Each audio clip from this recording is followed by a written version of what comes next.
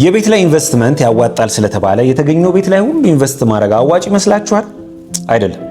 በተለይ ደግሞ ገዝቶ ማከራየት ኦር ደግሞ መልሶ መሸጥ ካሰባችሁ የትኛው ቤት አዋጭ መሰላችሁ? የመጀመሪያው ስቱዲዮ ነው።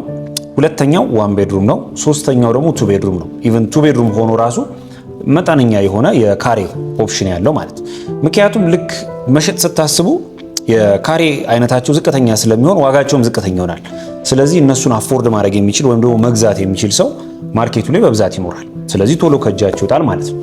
ማከራየትም ስትፈልጉ ቤተሰብ ካለው ይልቅ ላጤ ሆኖና ብቻውን የሚኖረው ሰው ይበዛል። ስለዚህ ቶሎ ይከራይላቸዋል ማለት ነው። የኪራይ ዋጋቸውም ዝቅተኛ ስለሆነ ማንኛውም ሰው ቶሎ ይከራያቸዋል ማለት ነው። ለነዚህ የቤት አይነቶች ደግሞ ጥሩ አማራጭ በተለይ ጥሩ ሎኬሽን ላይ በጥሩ ዋጋ በጥሩ በኮንስትራክሽን ሂደት እየሄደ ያለ ካምፓኒ ዴሉክስ ፕሮፐርቲስ ይባላል። ከ410 ሺህ ብር ቅድመ ክፍያ ጀምሮ ፒያሳ ላይ ከ41 ካሬ ስቱዲዮ ጀምሮ እስከ ባለ 3 መኝታ እስከ ዱፕሌክስ አፓርትመንትም ሰፋ ማድረግ ከፈለጋችሁ ያው ሐሳባችሁ ሜቢ ኢንቨስትመንት ላይሆን ይችላል፣ መኖሪያም ልትፈልጉ ትችላላችሁ። ጥሩ ኦፕሽን ይዞ መጥቷል። ለበለጠ መረጃ ይደውሉልን።